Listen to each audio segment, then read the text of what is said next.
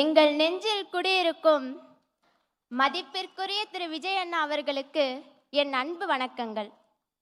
உங்களுக்கு தெரியுமோ தெரியாதோ, ஆனால் உங்கள் முன்னால் நிற்கும் இந்த வாய்ப்பு எங்களுக்கு கிடைத்த மிகப்பெரிய கௌரவம். ஆம், கல்விதான் ஒரு சமுதாயத்தை மாற்றும் சக்தி என்ற உங்கள் வார்த்தைகளின் மெய்ப்பொருளை இன்றுதான் நான் உண்மையில் உணர்கிறேன். நான் 10ஆம் வகுப்பில் 500க்கு 494 மதிப்பெண்கள் பெற்று சிதம்பரம் தொகுதியில் சிறப்பிடம் பெற்றது என்பது என் தனிப்பட்ட வெற்றி மட்டுமல்ல. அதற்கு என் ஆசிரியர்கள், என் பெற்றோர் மற்றும் உங்களை போன்ற சமூக அக்கறை கொண்ட தலைவர்களின் ஊக்கத்தால் கிடைத்த வெற்றி இது. உங்களின் இந்த விருது வழங்கும் விழா ஒரு பரிசுடன் முடிந்து விடுவதில்லை.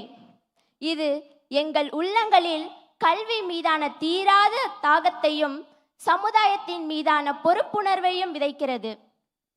நீங்கள் கொடுக்கும் இந்த விருது ஊர்க்குருவியாய் சுற்றித் திரிந்த எங்களுக்கு வானம்பாடியாய் ஒரு ராஜாளி பறவையாய் விண்ணில் பறக்க நீங்கள் கொடுத்த சிறகு.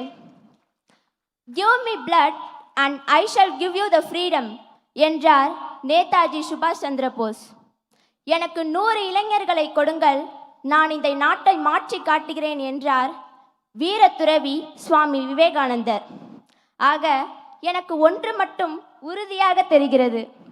ஒரு 4 மாதங்கள் பொறுப்பாய் உழைத்ததற்கு பலனாய் இதோ திரை உலகின் உச்ச நட்சத்திரமாய் தமிழ் சமூகத்தின் கலங்கரை விளக்கமாய் உள்ள உங்களின் முன்னால் என்னால் நிற்க முடிகிறது என்றால், உங்களின் பின்னால் கைகோர்த்து நிற்கும் பல லட்சோப லட்ச இளைஞர்களின் தன்னலம் பாராத அயராத உழைப்பிற்கு பலனாய் சென்னையின் செயின்ட் ஜார்ஜ் கோட்டை மட்டுமல்ல, டெல்லியின் செங்கோட்டையும் சாத்தியமே.